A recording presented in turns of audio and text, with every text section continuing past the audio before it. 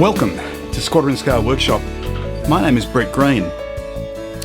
A little earlier today, a ninja courier managed to sneak a big box behind the screen door.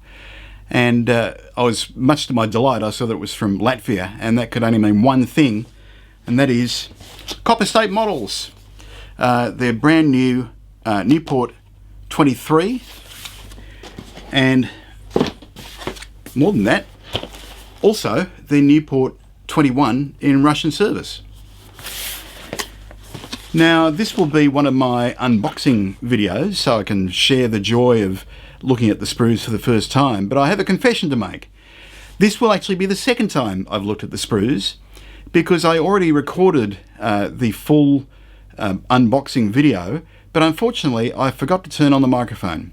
So unless you're excellent at lip reading, I think I should probably redo it again and show you the model one more time.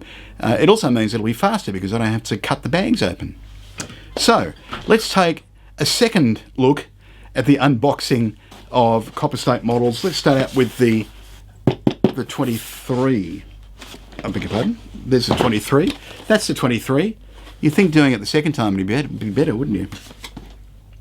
Now, the Nieuport XXIII was essentially the same aircraft as the Nieuport XVII, with a different arrangement for machine guns and synchronization. And it stayed in service with France, with Belgium, and Great Britain up until it was replaced by the excellent SPAD 24 on frontline service later on. So we have a box with a lid, and we also have another full box underneath. So we've got a nice sturdy corrugated cardboard box, and it opens like that. And let me just walk through the sprues for you. Once again, I've already opened these bags, so it's a little faster than it would have been normally. Oops. Part just fell off the sprue, I think. Or it might have, no, I beg your pardon, it was a sprue attachment, so that's fine. So what we have here are the wings. One of the wings, upper wing halves have actually broken off there. The attachment points are quite fine, which is great. Easier to remove and easier to clean up, but one of them came off when I was opening the box the first time. We have alternative cowls, we have alternative upper wing middle sections, and the upper wing halves are really quite clever. So they're moulded in one piece, and I don't know if you can see there, but it's actually hollow. So it's quite an amazing piece of moulding. It looks great. And I guess the advantage of that is it's lighter than it would be if it was a big chunky one piece upper wing that had to be held up by plastic struts. So that's actually something I didn't pick up the first time around, so we're getting a bonus by opening it later.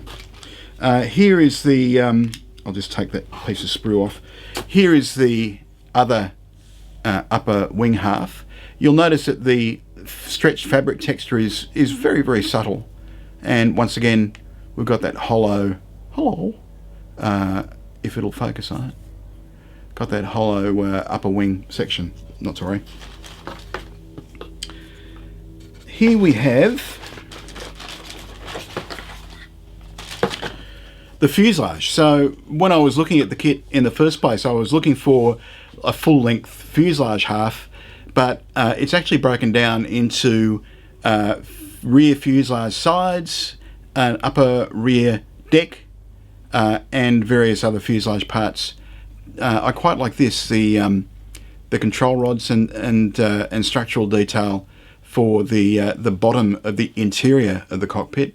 We also have the stabilizers, elevators and rudders, so it looks like everything's moulded in the neutral position there, although the ailerons are separate on the wing parts.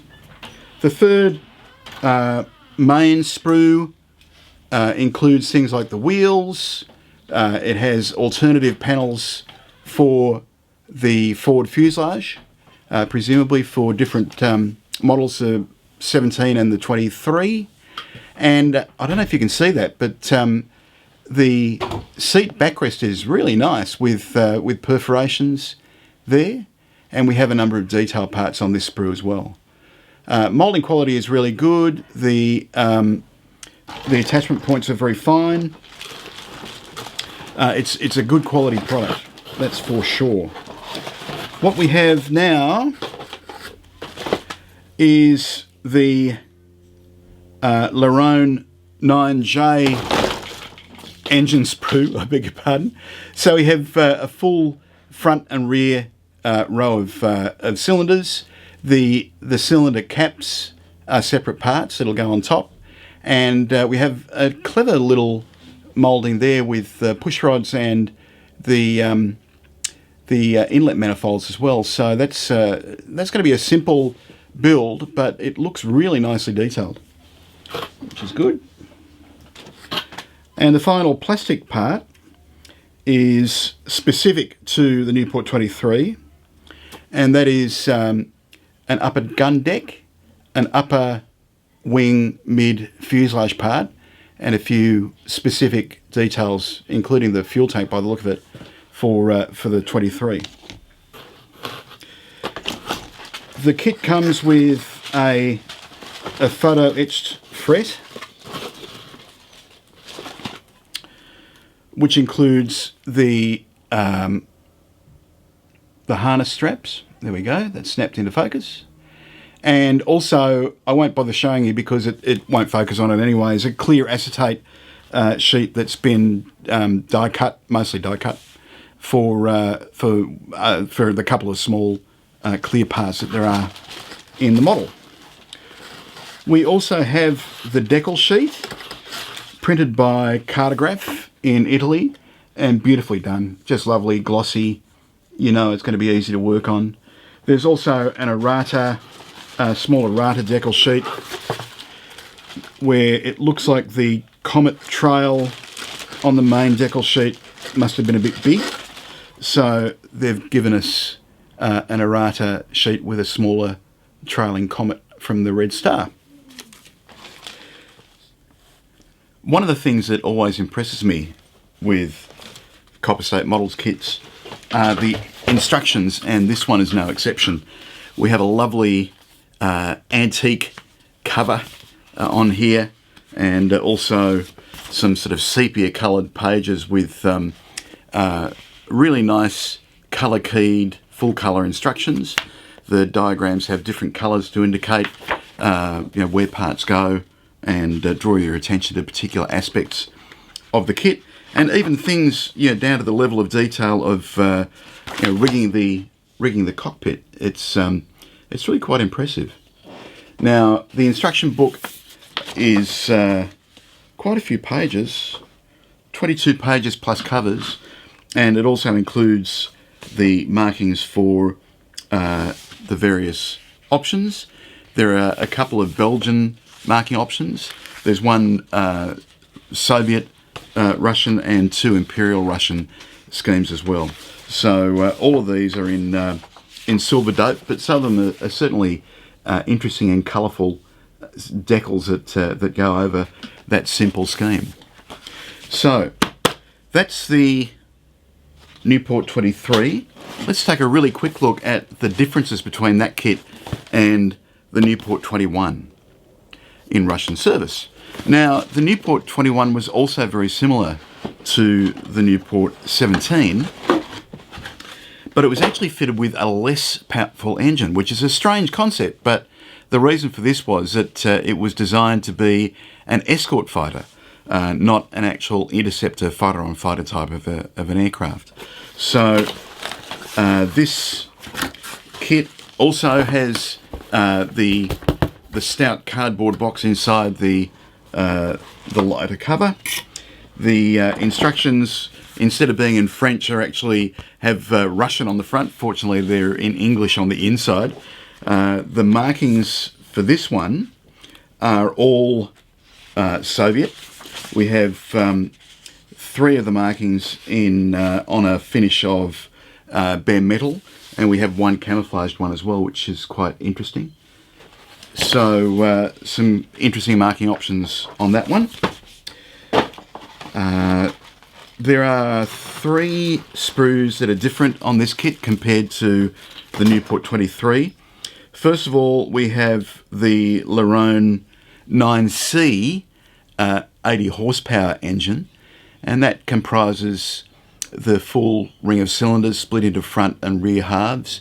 We also have a clever little moulding there that has the push rods and the intake manifolds, and also the cylinder caps and the propeller shaft by the look of it. So that's straightforward enough. We also have some specific airframe parts for the 21.